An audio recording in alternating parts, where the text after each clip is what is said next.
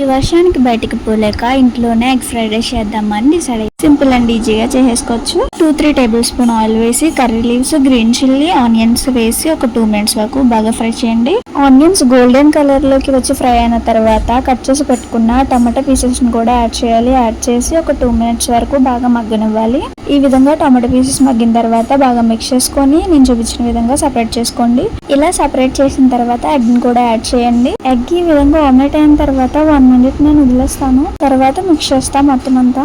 ఇప్పుడు ఇందులో కొంచెం పసుపు, 1 టేబుల్ స్పూన్ కారం, 1 టేబుల్ స్పూన్ సాల్ట్, అలాగే టేస్ట్ కోసం కొంచెం మసాలా కూడా యాడ్ చేసి ఒక 2 మినిట్స్ పాటు బాగా మిక్స్ చేస్తూ ఉండాలి. స్మెల్ అయితే సూపర్ వస్తుంది.